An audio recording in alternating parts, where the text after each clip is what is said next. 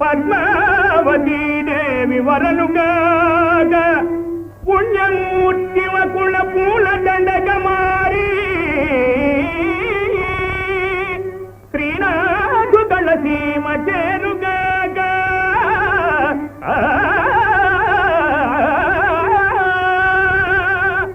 పరమ పావన తీర్థ ప్రభావములను సకల కలుషాపహారి శాంతి కూర్చు తిరుపతి క్షేత్రమీ దేవదేవు మహిమలదు కలియుగ వైకుంఠమగునుగా